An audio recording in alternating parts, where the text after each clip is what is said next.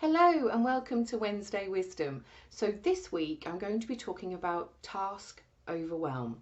It's something as small business owners we are all too familiar with.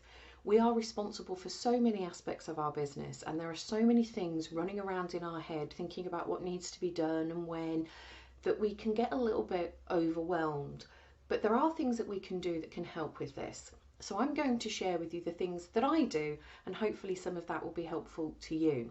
So one of the key things is about planning and organisation. If you can organise and plan your tasks accordingly, they will be so much easier to deal with. So the first thing I do is I capture all of my tasks in one place. And I use Asana for that, just because it's easier for me to type them in and I can move and drag and drop and do whatever I need to. So I capture them all there, and the reason why I do that is I don't want to miss anything. You know what it's like, we write things down, oh, that I need to do that, quick, put that down somewhere, and then another day you think of something else and it's all on different pieces of paper or you've got sticky notes everywhere. You need to pull everything together and see it all in one place. That will help you organise it.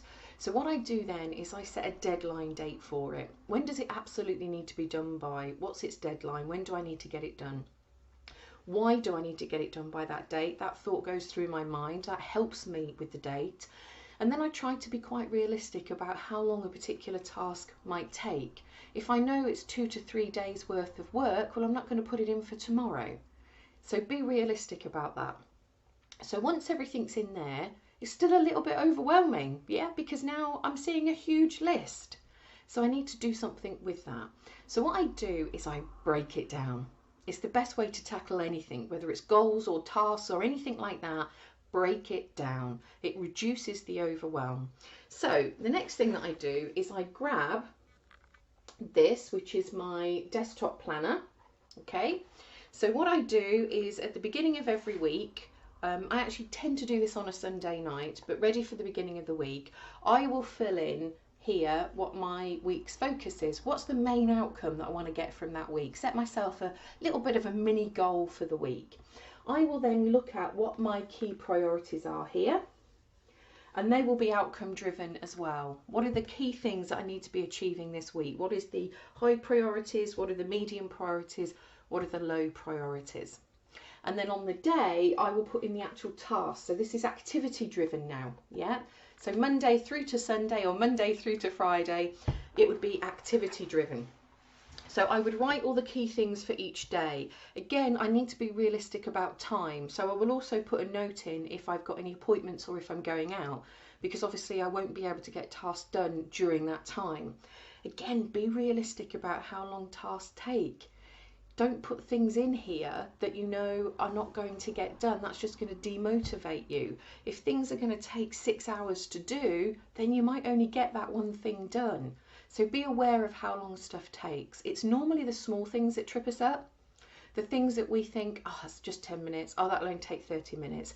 They're the things that tend to take longer. The stuff that we think is going to take an hour or two generally takes the time that we think. It's the small stuff that trips us up. So be aware of how long everything is going to take. So be realistic with your plan.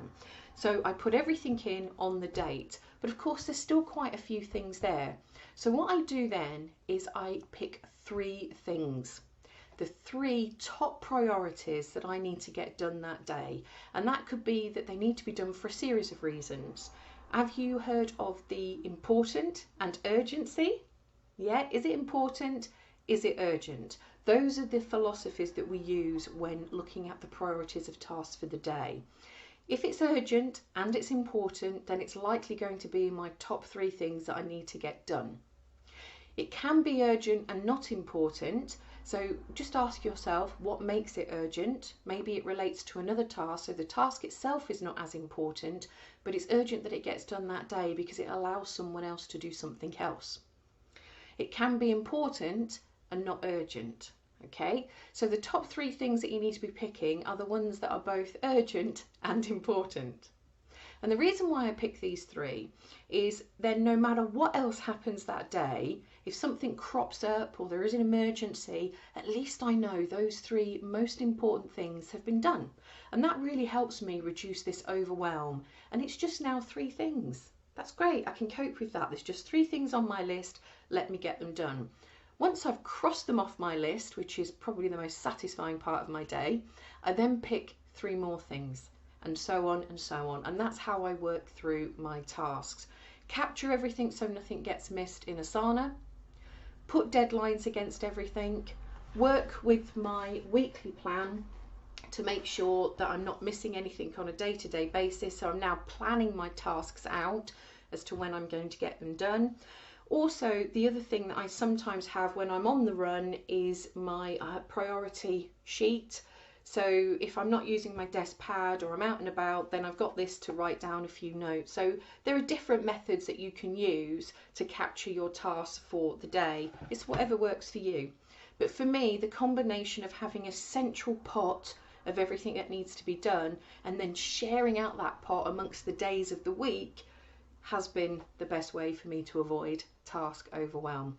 So I hope that's useful. I hope there's some things in there that you can take away and apply, and I will see you next week. Thank you.